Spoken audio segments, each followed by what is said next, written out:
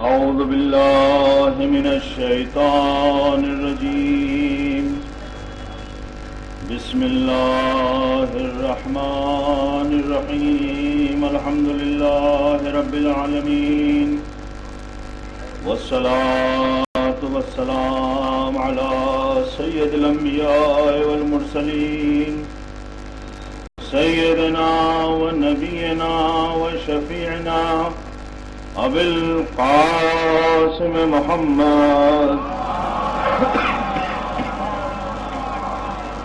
وعلى أهل بيت الطيبين الطاهرين المعصومين المظلومين، ولعنة الله على أعدائهم أجمعين من يومنا هذا إلى قيام يوم الدين. أما بعد، فقد قال إمامنا القائم عجل الله تعالى فرجه الشريف: بسم الله الرحمن الرحيم. وفي ابنة رسول الله لي أسوة حسنة. صلوات پڑھنے پر محمد علیہ.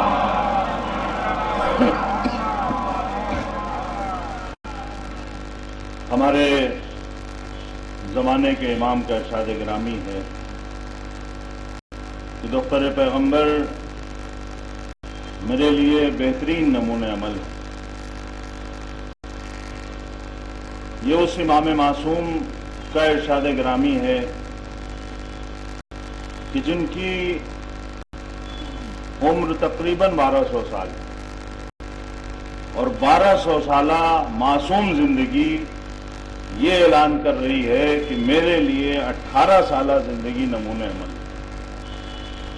یعنی ایک وہ زندگی جو صرف 18 سال کی ہے، اس 18 سالہ زندگی کو ہمارے زمانے کا امام جو تقریباً 1200 سالہ معصوم زندگی ہے، جہاں ذرا سے گناہ کا شائبہ بھی نہیں ہے، تصور بھی نہیں ہے، وہ معصوم زندگی کہہ رہی ہے کہ میرے لیے دختر پیغمبر بہترین نمونہ عمل ہے. اس سے اندازہ لگائیے کہ ذات فاطمہ ہے کیا، آپ کی اہمیت کیا ہے. جناب فاطمہ کے بارے میں اگر یہ ارشاد ہو رہا ہے تو پھر اکثر یہ ہوتا ہے کہ ہم لوگ کہتے ہیں کہ عورتوں کے لیے بہترین نمونہ عمل، اور ہم سب جانتے ہیں کہ امام جس دور میں بھی امام ہے وہ مردوں میں مرد ہے تبھی امام ہے. جو سب سے عالم ہے، جو سب سے شجاع ہے، جو سب سے بہترین مرد ہے اپنے دور کا، وہی امام ہو سکتا ہے. لہذا جو اپنے زمانے میں امام ہے، اگر وہ کہہ رہا ہے کہ فاطمہ میرے لیے بہترین نمونہ عمل ہے، تو ہم جو ان کے ماننے اور چاہنے والے ہیں، ہمارا بھی فریضہ ہے کہ ہم جناب فاطمہ کی ذات کو اپنے لیے نمونہ عمل بنا لیں. وہ ذات جو ہمارے امام کے لیے نمونہ عمل ہے، بدرجہ اولا وہ ہمارے لیے بہترین نمونہ عمل ہوگی. صلوات پڑھنے پر محمد وعلی محمد. یقیناً جناب فاطمہ کی ذات گرامی وہ عظیم ذات ہے کہ اگر دیکھا جائے تاریخ کے اعتبار سے تو ایسا نہیں ہے کہ کربلا اور غدیر کے منظر میں جناب فاطمہ ہیں، بلکہ حقیقت یہ ہے کہ غدیر کا منظر بھی فاطمہ، غدیر کا پس منظر بھی فاطمہ، کربلا کا منظر بھی فاطمہ، کربلا کا پس منظر بھی فاطمہ، بقائے کائنات بھی فاطمہ ہے، بنائے کائنات بھی فاطمہ ہے. صلوات پڑھ دیں اگر محمد عالم. بہرحال حدیث قدسی ہم سب کے مد نظر ہے لولاک کہ اگر آپ نہ ہوتے تو یہ کائنات نہ ہوتی، علی نہ ہوتے تو آپ نہ ہوتے، اور اگر فاطمہ نہ ہوتی تو پھر آپ دونوں نہیں. یہ اس لیے کہا جا رہا ہے کہ اگر فاطمہ نہ ہو، وجود فاطمہ نہ ہو، تو پھر نہ رسالت کی کوئی ضرورت رہ جاتی ہے نہ امامت کی، کیونکہ فاطمہ وہ ہیں جو مددگار نبی بھی ہیں، مددگار علی بھی ہیں، جو شریک کار رسالت بھی ہیں، شریک کار امامت بھی ہیں. لہذا جناب فاطمہ کی وہ عظیم ذات گرامی ہے کہ ہمارے لیے بہت ضروری ہے کہ آپ کی سیرت ہمارے مد نظر ہونا چاہیے. دیکھیے اکثر ہوتا ہے ہم لوگ ایسے موقع پہ کہتے ہیں، اور یقیناً حقیقت بھی ہے، کہ جس سے جناب فاطمہ ناراض ہیں، جن سے وہ راضی نہیں ہیں، وہ یقیناً کبھی جنت نہیں جا سکتا. لیکن ہمیں اس بات کا خیال رکھنا چاہیے کہ اس کا مطلب یہ ہے کہ رضائے فاطمہ صرف اس کے لیے نہیں، سب کے لیے ضروری ہے۔ جس سے بھی وہ راضی ہیں وہ جنت جائے گا، جس سے وہ ناراض ہیں وہ جنت نہیں جائے گا۔ لہذا اگر کسی ایسے انسان سے کہ جس نے آپ کو اذیت پہنچائی ہے آپ راضی نہیں ہیں اور وہ جنت نہیں جا سکتا ہے، تو ہمیں بھی مقام عمل میں دیکھنا پڑے گا کہ ہمارا کون سا عمل فاطمہ کو راضی کرتا ہے، کون سا عمل فاطمہ کو ناراض کرتا ہے۔ صلوات پڑھ دیں بر محمد وآل محمد۔ اگر ہم یہ کہتے ہیں کہ جس نے غصب کیا ہے وہ یقیناً اسے جہنم میں جانا ہے، لیکن ہمیں اس بات کا خیال رکھنا چاہیے کہ اگر خدا حساب کرنے والا ہے تو وَمَن يَعْمَلْ مِثْقَالَ ذَرَّةٍ خَيْرًا يَرَهُ وَمَن يَعْمَلْ مِثْقَالَ ذَرَّةٍ شَرًّا يَرَهُ۔ اگر حساب بارگاہ الہی میں ہونا ہے تو صرف باغ کا حساب نہیں ہوگا، باغ کا تو یقیناً حساب ہوگا، لیکن جس نے پیڑ غصب کیا ہے اس کا بھی حساب ہوگا، جس نے میل غصب کی ہے اس کا بھی حساب ہوگا، جس نے کسی کا راستہ غصب کیا ہے اس کا بھی حساب ہوگا۔ لہذا ہمیں اگر غاصبوں پہ لعنت بھیجنا ہے تو اسی اعتبار سے کردار ایسا بنانا چاہیے کہ ہمارا کردار فاطمی کردار ہو، غاصبی کردار نہ ہو۔ صلوات پڑھیں بر محمد وآل محمد۔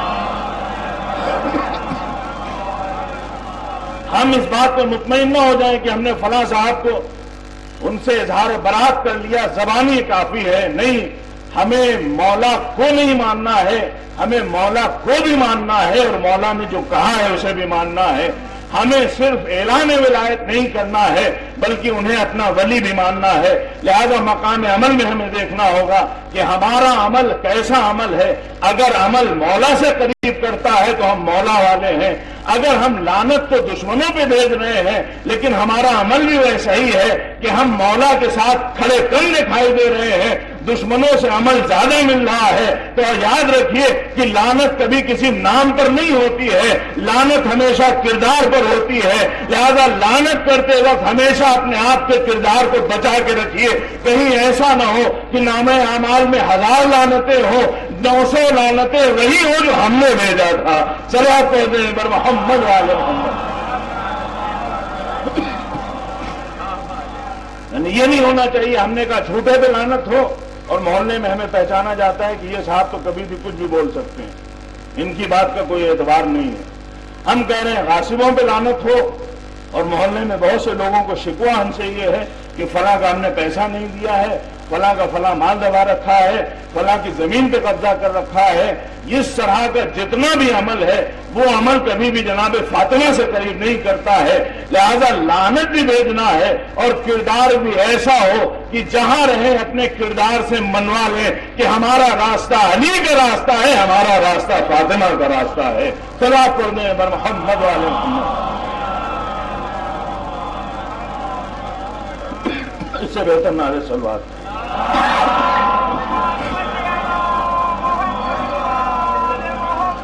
اور اسی لیے آپ دیکھیں جناب فاطمہ کو جو سیرت ہے،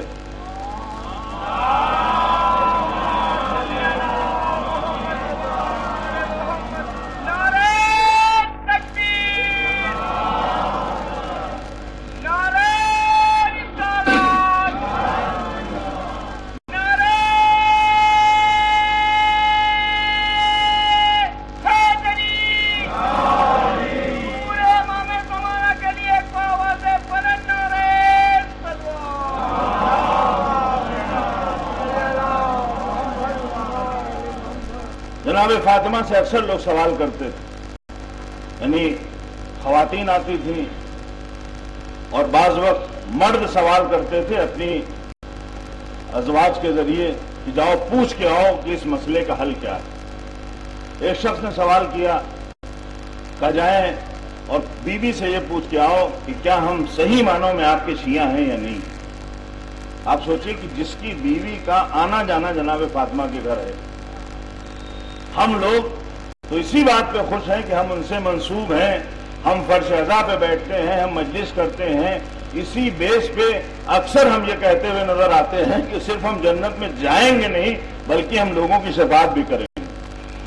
یعنی مقام عمل میں ہم اپنے عمل کو نہیں دیکھتے ہیں کہ ہمارا عمل کیسا ہے، صرف جو ہمارا دعویٰ ہے کہ ہم اہل بیت کے چاہنے والے ہیں، اسی دعوے پہ جنت لے بھی رہے ہیں، جنت بانٹ بھی رہے ہیں۔ وہاں یہ کہا جا رہا ہے جس کی بیوی کا آنا جانا ہے، جناب فاطمہ کے گھر کوئی جائے اس سے بہترین خوش نصیب انسان کون ہوگا کہ گھریلو روابط ہیں. وہ کہتا ہے جاؤ پوچھ کے آؤ کہ ہم صحیح معنوں میں ان کے شیعہ ہیں یا نہیں. بیوی نے کہا جاؤ اس سے کہہ دو اگر وہ ہمارے اوامر پہ عمل کرتا ہے اور جن چیزوں سے ہم نے منع کیا ہے ان سے دور رہتا ہے تو وہ ہمارا شیعہ ہے، ورنہ وہ ہمارا شیعہ نہیں. جیسے اس نے یہ جا کے بتایا اسے بہت تشویش ہوئی، پریشان ہو گیا. اس نے کہا پھر اگر ہم ان کے چاہنے والے ہیں اور گناہ ہم سے ہو جاتا ہے تو اس کا مطلب یہ ہے کہ ہمیں ہمیشہ کے لیے جہنم میں داخل ہونا پڑے گا. یہ کیسے ممکن ہو سکتا ہے؟ ہم بیوی کے چاہنے اور ماننے والے ہیں، اگر ہم ان کے شیعہ نہیں ہیں تو پھر ہمیں ہمیشہ جہنم میں رہنا ہوگا. لہذا پوچھ کے آؤ. بہت مضطرب پریشان ہے. وہ اس کی زوجہ پھر آتی ہے تو اس کے بعد جناب فاطمہ نے کہا نہیں، اس سے جا کے یہ کہہ دینا کہ جو ہمارا چاہنے والا ہے اس کی جو انہوں نے صفات بتائی ہیں، جو ہمیں دل سے چاہتا ہے، ہمارے چاہنے والوں کو چاہتا ہے، ہمارے دشمنوں سے اظہار براءت کرتا ہے اور ہمیں دل سے تسلیم کرتا ہے، اگر حالات کی وجہ سے وہ کبھی گناہ کرتا ہے تو ہم اس کے گناہوں کو معاف کروائیں گے. اسے دنیا میں اذیت جھیلنا پڑے گی، اسے عالم برزخ میں اذیتیں جھیلنا پڑیں گی، لیکن وہ ہمیشہ کے لیے جہنم میں نہیں رہے گا. جو ہمارا شیعہ ہے ہم اس کی شفاعت کریں گے، لیکن بعض کوالٹی بتا دی. جو ہمارا شیعہ ہے وہ ہم سے محبت کرے گا اور دل سے محبت کرے گا. اس کا مطلب یہ ہوا جو اہل بیت سے دل سے محبت کرتا ہے وہ کبھی گناہ دل سے نہیں کرے گا، کیونکہ جس دل میں اہل بیت کی محبت ہو وہاں گناہ نہیں پایا جا سکتا. یعنی مجبوری میں ہو سکتا ہے انسان غلط راستے پہ چلے، حالات اسے لے جا کے غلط راستے پہ کھڑا کر دیں، لیکن کبھی بھی وہ فخریہ انداز میں گناہ نہیں کرے گا. اہل بیت کے چاہنے والے کی ایک شناخت یہ ہے کہ اگر اس سے گناہ بھی ہوتا ہے تو اپنے گناہ پہ نادم ہوتا ہے، گناہ پہ فخر نہیں کرتا ہے. کیونکہ جس دل میں آئی محبت اہل بیت ہے ممکن ہی نہیں ہے کہ اس دل میں نجاستوں کا گزر ہو جائے. لیکن ہم یہ کہتے ہیں اور مانتے بھی ہیں، روایتیں بھی یہ کہتی ہیں کہ اسی کو محبت اہل بیت ہوگی کہ جس کا نطفہ حلال ہوگا، اسی کو محبت اہل بیت ہوگی جس کا نطفہ حلال ہوگا. باقاعدہ حدیث ہے ہمارے چھٹے امام میں جعفر صادق علیہ السلام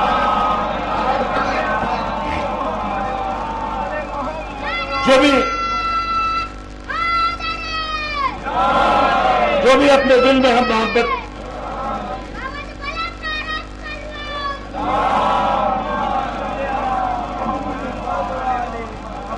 اپنے دل میں ہم اہل بیت کی محبت کا احساس کرتا ہے، جس کے بھی دل میں ہماری محبت ہے اسے چاہیے کہ وہ کثرت سے اپنے ماں کے حق میں دعا کرے کہ اس کی ماں نے اس کے باپ سے خیانت نہیں کی ہے. عزیزوں ہم تسلیم بھی کرتے ہیں، ہمیشہ سے کہتے آ رہے ہیں، اہل بیت کی بھی یہی تعلیم ہے، روایتیں بھی یہ بتاتی ہیں. لیکن ہمیں اس بات کا خیال رکھنا چاہیے کہ یہ جو محبت کی بات ہو رہی ہے یہ ابتدائی محبت ہے، انتہائی محبت نہیں ہے. ابتدائی محبت کے لیے ضروری ہے کہ انسان کا نطفہ حلال ہونا چاہیے، لیکن انتہائی محبت کے لیے ضروری ہے کہ نطفے کے ساتھ ساتھ لقمہ بھی حلال ہونا چاہیے. اگر لقمہ حلال ہوگا تبھی جسم اس لائق ہوگا کہ اس دل میں محبت اہل بیت باقی رہ سکے. صلوات پڑھنے ہیں محمد علیہ محمد.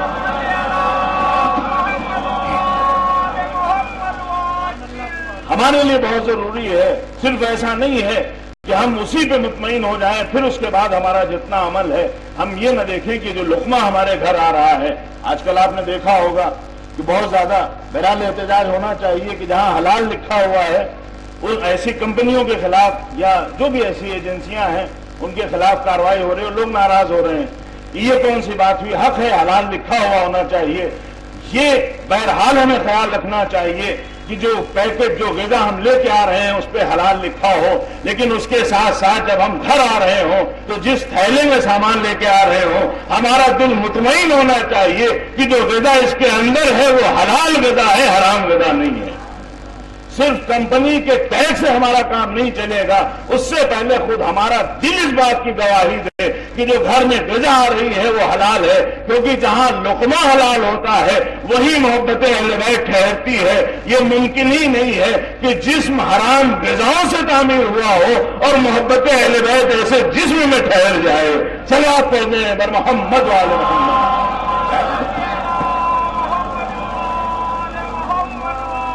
اور اسی لیے بہت زیادہ تاکید بھی ہے لقمہ حلال کی. بہت زیادہ تاکید کی گئی ہے. خود اہل بیت نے، جناب فاطمہ نے کس طرح سے چکی چلائی ہے. مولائے کائنات کس طرح سے جا کے جناب میثم تمار کی دکان پہ بیٹھ رہے ہیں. آپ سوچیے، آج ہمارے لیے ایک بڑا مسئلہ ہے. اکثر ہمارے جوان اس لیے آگے نہیں بڑھتے ہیں کہ کام چھوٹا سا کام ہے. ہم چھوٹا موٹا کام نہیں کریں گے، ہمارا اسی وقت کام ہوگا جب کوئی بڑا سا شو روم ہو. آپ سوچئے، کھجور کی اہمیت آپ کے لیے یہاں ہو سکتی ہے، لیکن عرب کے لیے کھجور ایسے ہی ہے جیسے یہاں گیہوں ہے یا اس طرح کی دوسری چیزیں. لیکن اس دکان پہ مولائے کائنات بیٹھ رہے ہیں. کیوں بیٹھ رہے ہیں؟ صرف مولائے کائنات اس لیے نہیں بیٹھ رہے ہیں کہ اس زمانے میں جناب میثم تمار کے ساتھ انہیں بیٹھنا ہے، بلکہ ہر دور کے انسان کو اس بات کی طرف راغب کیا جا رہا ہے، آواز دی جا رہی ہے کہ دیکھو، کبھی تم یہ نہ سوچنا کہ یہ کام چھوٹا یا بڑا ہے. انسان جو بھی کام کرے اس کا دل اتنا مطمئن ہونا چاہیے کہ جب ہمارے وقت کے امام کا ادھر سے گزر ہو تو ہماری چھوٹی سی دکان اس لائق ہو کہ اگر امام آئے تو ہماری دکان پہ بیٹھ بھی سکے، امام آئے تو ہماری دکان پہ معاملات بھی کر سکیں. صلوات پڑھتے ہیں بر محمد وعلی محمد.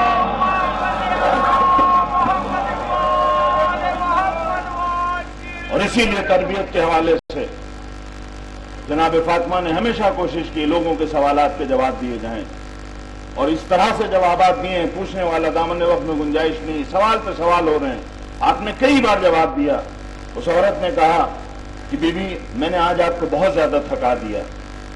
تو آپ نے کہا نہیں، تمہیں جتنا سوال کرنا ہے سوال کرو، جواب دینے میں ہم کبھی تھکیں گے نہیں. جتنا تم سوال کرو گے ہم تمہیں جواب دیں گے. دیکھیے، جو جناب فاطمہ مولائے کائنات کی کف ہیں، یہ یہیں سے اندازہ ہوتا ہے. ادھر ممبر سے دعوی سلونی ہے، ادھر گھر سے دعوی سلونی ہے. گھر سے بھی دعوی سلونی ہے، اور لوگوں نے سوال کیا ہے، سوال پہ سوال، اور اس کے بعد جواب دیا گیا. کبھی بھی آپ تھکتی نہیں ہیں. ہم جیسے لوگ اگر کوئی سوال کر لے تو پہلا مسئلہ تو یہی ہے کہ جواب آنا چاہیے. یعنی آپ سوال کا جواب اسی وقت دیں گے جب پتا ہو. ہمارے اکثر ہوتا ہے کہ ہم لوگ اس وقت جواب دیتے ہیں جب ہمیں معلوم نہیں ہوتا ہے. جسے خود پتا نہیں ہے اگر وہ راستہ دکھانے لگے گا تو وہ آدمی کو گمراہ کرے گا، اس کا مسئلہ حل نہیں کرے گا. جہاں اس طرح جواب دیے جاتے ہیں علم نہیں ہوتا ہے. جہاں علم ہے وہاں سوال کا جواب دینا چاہیے. انسان رہنمائی کرے گا، بی بی اتنے سوال کرتے ہیں آپ تھکتی نہیں ہیں. آپ کا نہیں، تم جتنا بھی سوال کرو کوئی تھکن نہیں ہے. آپ نے مثال دی کہ اگر کوئی غلام ہو، کوئی کام کر رہا ہے اور اسے پتا ہے کہ اس کے بدلے میں ہمیں کئی گنا اجرت ملنی ہے، تو یہ بتاؤ کہ اس کام کو کرنے میں اسے تھکاوٹ ہوگی؟ ہمیں پتا ہے کہ اس بوری کو اگر ہم اٹھا کے لے جائیں گے، عام طور سے ہمیں 200 ملتے تھے، آج اس کے ہمیں 1000 ملنے والے ہیں، تو ہماری کوشش یہ ہوگی جتنی جلدی ہو سکے اس بوری کو پہنچا دیا جائے، کیونکہ ہمیں یقین ہے کہ اس کے بدلے جو اجر ملنے والا ہے وہ بہت زیادہ ہے. جناب فاطمہ نے کہا میں اس لیے تمہیں خوشی خوشی جواب دوں گی کیونکہ مجھے پتا ہے کہ جو خدا اس کا اجر دینے والا ہے وہ اجر کس سے کہیں زیادہ ہے. ہمارے ساتھ مسئلہ یہی ہے کہ اکثر ہم لوگ کیوں پریشان ہو جاتے ہیں؟ کیونکہ ہمیں اجر پر یقین نہیں ہوتا ہے. صبح اگر نماز کے لیے اٹھنا ہے، جسے خدا پر یقین ہے وہ نماز شب بھی پڑھتا ہے، لیکن جسے اجر پر یقین نہیں ہے وہ کروٹیں بدلتا رہتا ہے اور سورج نکل آتا ہے. صلوات پڑھتے ہیں بر محمد وعلی محمد.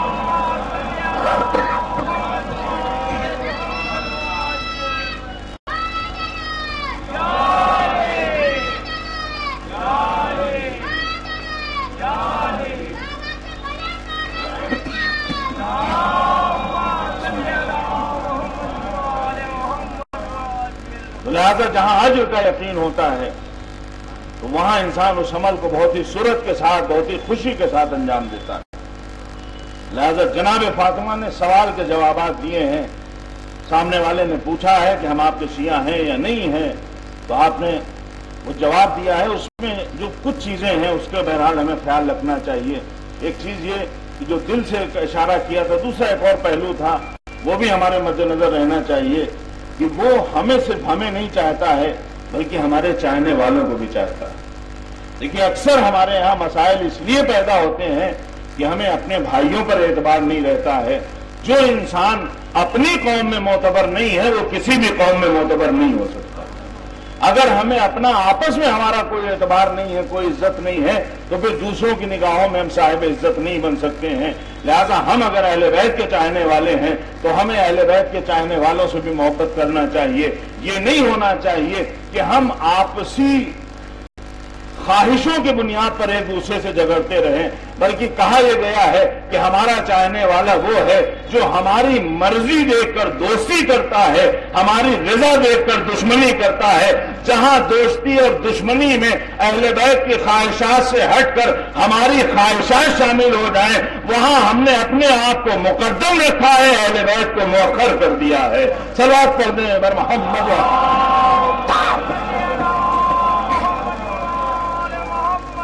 اور ہمیں اس بات کا خیال رکھنا چاہیے کہ خود جو مومنین ہیں وہ سب ایک دوسرے کے اعتبار سے آپس میں بہت ہی احترام ہے، بہت ہی محترم ہے۔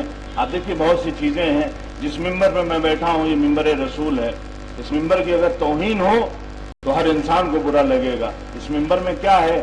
لکڑی ہے، کپڑا ہے، اس لکڑی اور کپڑے کی کیا ویلیو ہے؟ لوگ کہیں گے کوئی اعتبار نہیں ہے، لیکن جب نسبت رسول سے ہو تو اس کا اعتبار بڑھ جاتا ہے۔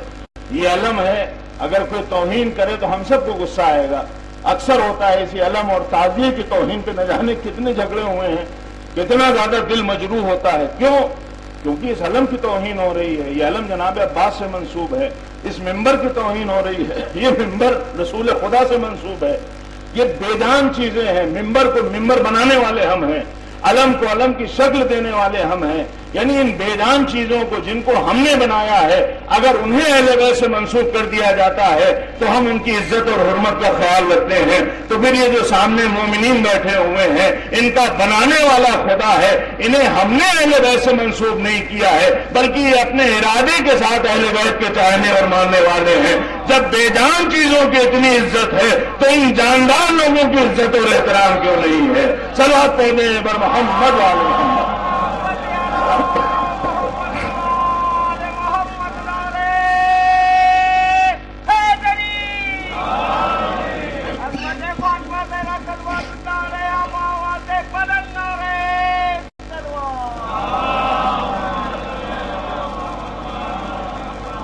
اگر ہم ایک دوسرے کا احترام نہیں کرتے ہیں، اگر ہم ایک دوسرے کی عزت نہیں کرتے ہیں تو کبھی بھی ہم صاحب عزت نہیں بن سکتے ہیں۔ اگر ہمیں ایک اچھا فاطمی معاشرہ بنانا ہے تو ہمیں مومنوں کی عزت کرنا سیکھنا ہوگا۔ اگر ہمیں ایک اچھا سماج بنانا ہے، ہمیں آپس میں ایک دوسرے سے محبت کرنا سیکھنا ہوگا۔ اہل بیت کی یہی تعلیم ہے۔ مصلے پہ بی بی کھڑی ہیں، رات گزر جاتی ہے، دعا پہ دعا کر رہی ہیں، مولا پوچھتے ہیں کہ آپ نے رات بھر دعا کی لیکن اپنے لیے کچھ نہیں مانگا۔ آپ نے کہا پہلے پڑوسی ہے پھر اس کے بعد گھر ہے۔ آپ سوچئے وہاں صرف پڑوسی کہا گیا، کون پڑوسی ہے اس کی بھی تفصیل نہیں ہے۔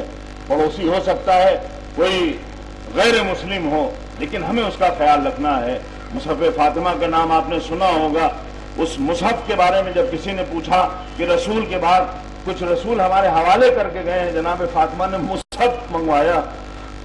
اس مصحف میں لکھا ہوا تھا کہ مومن وہ ہے، یعنی رسول خدا نے ارشاد فرمایا کہ مومن وہ ہے کہ جس کے وجود سے دوسرے لوگ امان میں رہیں۔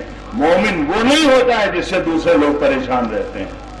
ایمان کی نشانی یہ ہے کہ ہماری وجہ سے ہمیں کوئی دیکھ رہا ہے تو دل خوش ہو رہا ہے۔ اگر ہمارا چہرہ دیکھ کر لوگوں کے چہرے بگڑ جائیں تو ایسی زندگی پہ لعنت ہے جو چہرہ اور عمل ایسا ہو کہ ہم جس معاشرے میں رہیں اسے بے سکون کر دیں۔ مولا کائنات نے کہا ہے کہ اگر تم رہنا چاہتے ہو، زندگی گزارنا چاہتے ہو تو ایک اصول مولا نے دے دیا ہے، خالق الناس مخالرتن ان عشتم ہنو الیکم وان متم بقوا علیکم۔ لوگوں کے درمیان تمہیں ایسا رہنا ہے جب تک زندہ رہو لوگ ملنے کی تمنا کریں، جب مر جاؤ تو لوگ تمہارے اوپر گریا کرتے ہوئے نظر آئیں۔ صلوات پڑھتے ہیں بر محمد وعلی محمد۔ اور اسی لیے جناب فاطمہ نے بہت زیادہ زور دیا ہے، اسی مصحف میں کہا گیا وہی انسان بہترین انسان ہے، مومن انسان ہے، اچھا انسان ہے کہ جس کے شر سے دوسرے لوگ محفوظ رہیں۔ اسی میں ہے کہ اگر تم بولنا چاہتے ہو تو اگر بولو تو اچھی بات بولو، ورنہ تمہارا خاموش رہنا بہتر ہے۔ یہ نہیں ہونا چاہیے کہ آپ بولتے چلے جائیں اور سامنے والے کا دل مجروح ہوتا چلا جائے۔ نہیں اگر بولنا ہے تو اچھا بولو ورنہ خاموش رہو۔ جناب فاطمہ کے مصحف میں اس لیے تحریر ہے کہ یہ سیرت ہے ہمارے لیے، یہ نمونہ عمل ہے ہمارے لیے، ہمیں جس راستے پر چلنا ہے وہ راستہ اہل بیت کا ہے، لہذا ہمیں دیکھنا ہوگا کہ اہل بیت نے کس راستے پر چلانا چاہا ہے، کس راستے سے دور رکھنا چاہا ہے، اور اگر ہم اس راستے پہ چلیں گے تو صاحب عزت رہیں گے۔ آج کل آپ دیکھیے یہ اہل بیت کا نام ہے، یہ جو ہماری عزت ہے تھوڑی بہت، یہ اسی نسبت کی وجہ سے ہے جو ہمیں اہل بیت سے، ورنہ ہمارا عمل اس لائق نہیں ہے کہ ہماری عزت کی جائے۔ یہ جو تھوڑا بہت ہمارا احترام ہے وہ اسی نسبت کی وجہ سے ہے جو اہل بیت سے ہے، لیکن جو صحیح میں خاصان خدا ہیں، جو اہل بیت کے راستے پر چلنے والے ہیں، وہ آج کے دور میں جہاں ہیں وہ اپنی عزتوں کو منوا کے رہتے ہیں۔ آپ سوچئے دور حاضر میں آج کل جو حالات ہیں عالم اسلام کے، جس طرح سے ظلم ہو رہا ہے، اس ظلم میں جتنے اسلامی ممالک ہیں کسی کی بھی عزت محفوظ نہیں ہے، لیکن اسی اسلامی ممالک کے درمیان ایک ملک ایسا ہے جس نے اپنی عزتوں کو محفوظ بھی رکھا ہے، اسلام کا پرچم بھی سر بلند رکھا ہے۔ یہ اس لیے ہے کیونکہ ان کا راستہ اہل بیت کا راستہ ہے، ان کی سیرت فاطمی سیرت ہے۔ صلوات پڑھنے پر محمد علیہ۔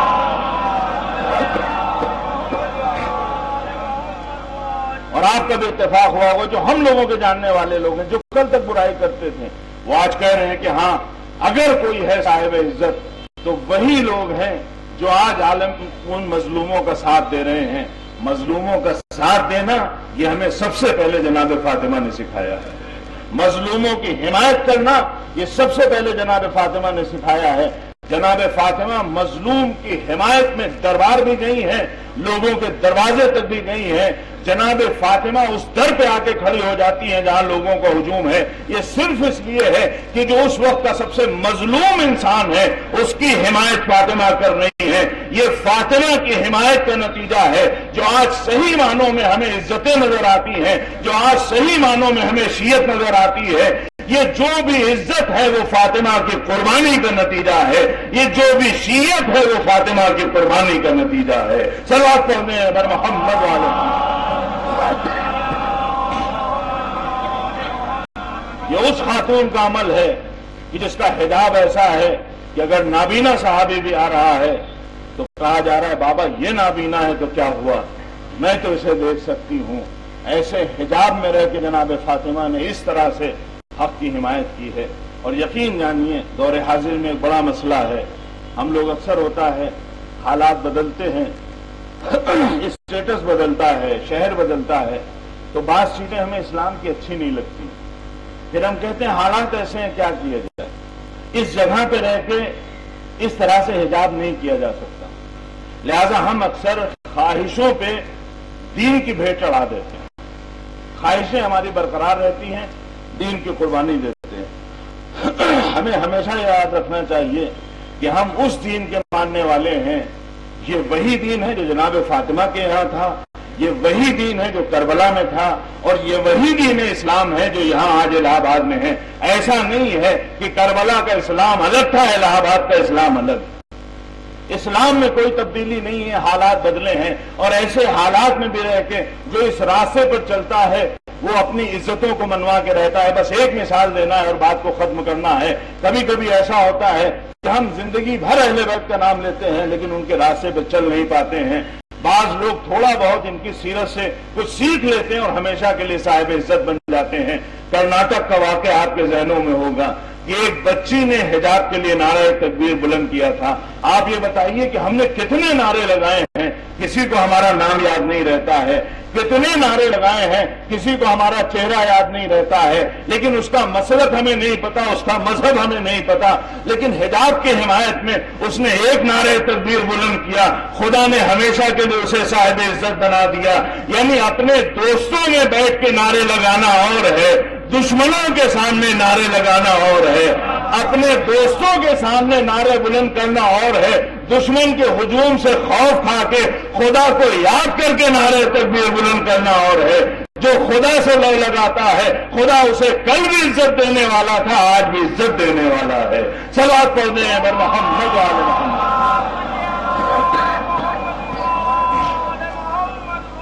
اور اسی لیے جو ہمارے اس دور کے مراجع ہیں یا جو آپ کے سامنے مراجع گزرے ہیں، جو اتنا عظیم انقلاب آیا ہے، اس کی وجہ یہی ہے کہ وہ راستہ اہل بیت کا راستہ ہے، وہ مکتب فاطمی ہے۔ امام خمینی سے کسی نے کہا کہ یہ جو سپر پاور ہے، اگر آپ اس کے سامنے سر تسلیم خم نہیں کریں گے تو یہ ملک آپ کا ختم ہو جائے گا۔ یہ سپر پاور ہے، اگر آپ اس کی بات نہیں مانیں گے تو یہ جو آپ نے چھوٹا سا ملک، چھوٹا سا انقلاب لے کر آئے ہیں، یہ ملک ختم ہو جائے گا، آپ کا یہ ایک واحد شیعہ ملک ہے، یہ باقی نہیں رہے گا۔ امام خمینی نے سر کو اٹھا کر کہا کہ جب ہم نے ایک بار اللہ اکبر کہہ دیا تو پھر اس کے بعد کوئی اور سپر پاور نہیں رہ جاتا ہے۔ اللہ کو اکبر کہنا اور ہے، اللہ کو اکبر ماننا اور ہے۔ ہم اللہ کو اکبر دن بھر کہتے ہیں لیکن خواہشات کو بڑا مانتے ہیں۔ امام خمینی نے کل یہ جملہ کہا تھا، آج 40 سال کے بعد آپ کا وہ جملہ ہم سے خراج تحسین مانگ رہا ہے کہ جس نے کل خدا کی بڑائی کا اعلان کیا تھا، اور وہ دوسرے تمام ممالک جنہوں نے کبھی امریکہ کو خدا مانا تھا، کبھی انگلینڈ کو خدا مانا تھا، وہ سارے ذلیل و خوار ہو گئے ہیں، لیکن جس کا راستہ فاطمہ کا راستہ ہے وہ کل بھی صاحب عزت تھا، آج بھی صاحب عزت ہے۔ صلوات پڑھیں بر محمد علی محمد۔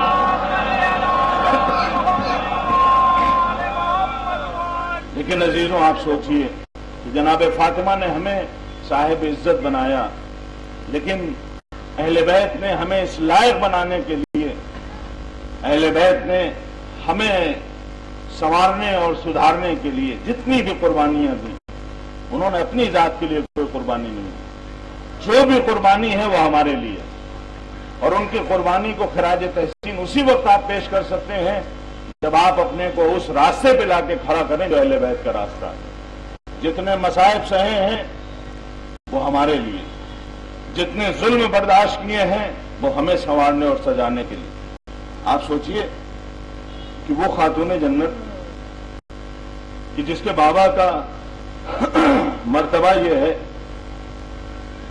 کہ ملائکہ کا نزول ان کی بارگاہ میں ہے، وہ بابا جو خاتم النبیین ہیں، وہ بابا،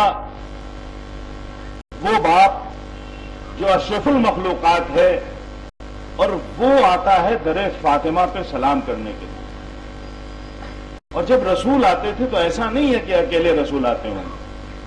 ہم نے تو دیکھا ہے تاریخ میں کہ امت مسلمہ کا حال یہ تھا، اپنے رسول سے عقیدت اتنی تھی کہ اگر حضور وضو کرتے تھے تو وضو کا پانی بھی لوگ زمین پہ گرنے نہیں دیتے تھے۔ جن لوگوں نے حضور کے وضو کے پانی کو نہ گرنے دیا، بھلا کیسے ممکن ہو گیا کہ اسی حضور کے گھر، بیٹی کے گھر کا دروازہ گرا دیا گیا اور امت کھڑی ہوئی دیکھتی رہی۔ ہمارے لیے بڑا سخت مرحلہ ہوتا ہے کہ ہمارا ایک مقام اور مرتبہ ہو، ہمارے باپ کی ایک حیثیت ہو، اور باپ اس دنیا سے چلا جائے، لوگ نگاہیں پھیر لیں تو ہمیں بڑا سخت برا لگتا ہے کہ کل تک لوگ آ کے بیٹھا کرتے تھے، ملا کرتے تھے، آج ان لوگوں نے ملنا جلنا چھوڑ دیا۔ لیکن سوچئے کہ اس بی بی کا کیا حال رہا ہوگا جہاں خود رسول آ کے سلام کرتے تھے، اصحاب کا ہجوم رہتا تھا، لیکن ادھر رسول کی آنکھ بند ہوتی ہے، لوگوں نے صرف منہ نہیں پھیرا ہے۔ جن پڑوسیوں کے لیے جناب فاطمہ دعا کرتی تھی وہی پڑوسی پیغام بھجواتے ہیں، اے علی فاطمہ سے کہہ دیجئے یا دن کے اجالے میں رویا کرے یا رات کی تاریکی میں رویا کرے، یعنی رونے پر بھی پابندی لگائی جا رہی ہے۔ ہاں عزیزوں، کتنا سخت مرحلہ ہے بی بی کے لیے۔ اسی لیے جناب فضہ سے روایت ملتی ہے کہ ایک شخص کہتا ہے، میں نے دیکھا طواف میں آپ مشغول ہیں، میں قریب گیا، میں نے کہا بی بی جناب فاطمہ زہرا کے بارے میں کچھ بتائیے۔ جناب فضہ کہتی ہیں، تم نے کیسی بات یاد دلا دی، دل اشکبار ہوا جاتا ہے۔ ہاں میں نے دیکھا کہ جناب فاطمہ اپنے بابا کی وفات کے 2-3 روز کے بعد جب اپنے گھر سے نکلی ہے، جیسے ہی ممبر پر نگاہ پڑی، ممبر رسول کو دیکھ کے بی بی نے اتنا گریا کیا، گریا کرتے کرتے غش کھا گئی، غش سے فاقہ ہوا۔ اے بی بی یہ کیا حالت بنا رکھی ہے، ارے میں فضا میں اتنا کیوں نہ رہوں؟ جس نے اپنے بابا کو کھو دیا ہو، جس نے آخری نبی جیسے بابا کو کھو دیا ہو، وہ گریا نہ کرے تو کیا کرے؟ کبھی بیت الحزن میں جا کے روتی ہے، کبھی شہدائے احد کی قبروں پہ جا کے روتی ہے۔ فاطمہ گریا کر رہی ہے، لیکن لوگوں سے یہ منظر بھی دیکھا نہیں جاتا ہے۔ ایک وقت ایسا بھی آتا ہے ہے جناب فاطمہ کے گھر پہ لوگ آگ اور لکڑیاں لے کر جمع ہو جاتے ہیں. کسی نے کہا کیا تم اس گھر میں آگ لگا دو گے؟ ارے جس میں حسنین رہتے ہیں. جواب ملا بھلے حسنین کیوں نہ رہے اور اس گھر میں آگ لگا دیں گے. عزیزوں صرف کہا نہیں گیا بلکہ آگ لگا دی گئی. آگ لگائی نہیں گئی بلکہ دروازے کو ایسے دھکا دیا گیا در و دیوار کے درمیان سیدہ اس طرح سے پس جاتی ہے. فضا کو آواز دی یا فضا خزینی میرا محسن شہید ہو گیا. عزیزوں کتنا سخت مرحلہ ہے. ذرا آپ سوچئے کہ اس وقت ہمارے مولا کی مظلومیت کا عالم کیا ہوگا. علی گھر میں بیٹھے ہوئے ہیں. فاتح خیبر و خندق گھر کے اندر موجود ہے. اس کی زوجہ کو در و دیوار کے درمیان پیس دیا جائے اور علی کے ہاتھ ذوالفقار تک نہ جائے. چھٹے امام سے کسی نے کہا آقا آپ کے ہاں سب سے مظلوم کون ہے؟ امام کہتے ہیں سب سے مظلوم میرے جد مولا کائنات ہے. کہا ہم تو سمجھتے تھے سب سے مظلوم امام حسین تھے. کہا نہیں سب سے مظلوم میرے دادا مولا کائنات ہے کیونکہ ان کے لیے ایک مرد کے لیے بڑا سخت لمحہ ہے کہ زوجہ کو تماچے لگائے جائے اور مرد کھڑا دیکھ رہا ہو. علی نے وہ منظر بھی دیکھا. سیدہ کو تازیانے لگائے گئے تماچے لگائے گئے. محسن شہید ہو گئے. پسلیاں شکستہ ہو گئی. علی اس منظر کو دیکھتے رہے. جزاکم ربکم. عزیزوں بڑا سخت مرحلہ ہے. بیوی اس کے بعد بھی اپنے درد کو چھپائے ہوئے ہیں لیکن اب مسلح پہ بی کی دعا کا انداز بدل گیا ہے. اب بی اپنی دعاؤں میں ایک دعا کا اضافہ اور کر دیا ہے. جب مسلح پہ جاتی ہے تو بی جہاں پڑوسیوں کے لیے دعا کرتی تھی ایک دعا اور بڑھا دی ہے. الہی اجل وفاتی اے بارلا جتنی جلدی ہو سکے مجھے بلا لے. ارے جس جگہ علی کی حرمت پامال کر دی جائے رسول کی ناموس کا خیال نہ رکھا جائے ایسی دنیا میں فاطمہ کو نہیں رہنا ہے. ایک دن دعا قبول ہوئی. فاطمہ اس طرح سے اس دنیا سے گئی. بچے پکار رہے ہیں فاطمہ جواب نہیں دیتی ہے. علی تک خبر پہنچی. علی مسجد سے گھر کو طرف چلے منہ کے بل زمین پہ گرے. علی سے یہ خبر سن کے سنبھلا نہ گیا. کسی طرح گھر آتے ہیں ننھے بچے ہیں. ام کلثوم کو اپنے آغوش میں بیٹھا لے ہوئے ہیں. ننھی سی بچی کہتی ہے اے بابا آج تک کبھی ایسا نہ ہوا کہ ہم نے اماں کو پکارا ہو اور اماں نے جواب نہ دیا ہو لیکن پتہ نہیں کیا ہو گیا ہم اماں کو آواز دیتے ہیں اماں جواب نہیں دیتی. علی نے کیسے سنبھالا نہیں جانتا. ایک بار بچے رخصت ہوئے ہیں بچے گریا کر رہے ہیں. بچوں کی آواز بلند ہوئی. علی نے کہا بچوں ذرا آہستہ ہو کہیں ایسا نہ ہو تمہارے گریے کی آواز باہر تک چلی جائے. ننھے بچے ہیں. حسنین ابا کا دامن منہ میں لگائے ہوئے ہیں. سسکیوں کو بلند نہیں ہونے دے رہے ہیں. ارے آج یہاں حالات نے رونے نہ دیا. کل کربلا میں ایک ننھی سی بچی ہے بابا پہ رونا چاہتی ہے. کوئی تماچے لگاتا ہے کوئی تازیانے لگاتا ہے کوئی گوشوارے چھینتا ہے. ننھی سی بچی کبھی نہ جب کر رک کر کے کہتی ہے اے بابا میری مدد کو آئیے. عزیزوں علی نے بچوں کو الگ کرنا چاہا ہے. بچے جدا ہونے لگے رخصت ہونے لگے. سارے بچے رخصت ہوئے.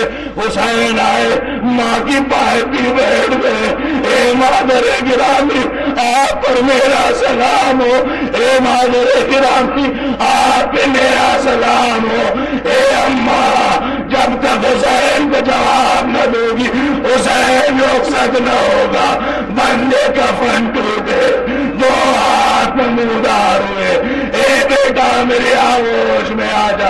میرا دل کہتا ہے کہ جب کربلا میں زین سے حسین زمین پہ آئے ہوں گے تو تیروں کے درمیان ماں آغوش پھیلائے ہوگی. اے بیٹا حسین میری آغوش میں آ جاؤ.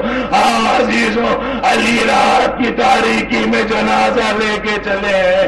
جنازہ لے کے گئے, تفصیل میں نہیں جانا ہے. قبرستان میں پہنچے ہیں. دستور یہ ہے کہ اگر کسی خاتون کا جنازہ ہو تو نامحرموں کو دور کر دیا جاتا ہے, محرموں کو قریب بلایا جاتا ہے. وہ سہارا دے کے جنازہ اتارتے ہیں. علی نے جب قبر کے نزدیک گئے, جو اصحاب ساتھ تھے وہ دور ہو گئے. اب ننھے بچے ہیں, وہ ننھے بچے جنازے کو سہارا نہیں دے سکتے. علی نے آغوش میں سیدہ کا جنازہ لیا, قبر میں اتارنا چاہتے ہیں.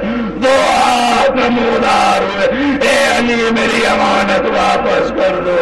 یا رسول اللہ, جب آپ نے امانت دی تھی تو پہلو شکستہ نہ تھے, بال سفید نہ تھے. آپ کی امانت آپ کے حوالے. عزیز و علی گھر آ گئے ہیں. اس گھر میں عجب عالم ہے. بچے جب بھی کوئی نشانی رہ جاتی ہے تو بچوں کو جانے والے کی یاد آتی ہے. ایک دن علی گھر واپس لوٹے, حسنین آ کے قدموں سے لپٹ گئے. اے بابا زینب سے کہہ دیجئے اماں کے مصلے پہ کھڑی ہو کے نماز نہ پڑھا کرے. زینب جب نماز پڑھتی ہے ہمیں ماں کی یاد آتی ہے. آج زینب کی نماز میں ماں کی یاد دلا دی. مولا ذرا کوفے اور شام کی راہوں میں آئیے, نوکے نیزہ پہ کہیں حسین کا سر ہے, کہیں عباس و اکبر کا سر ہے. ارے زینب کسے یاد کرے, کس کا ماتم کرے, کس کا غم منائے. واہ حسینہ, واہ زینبہ.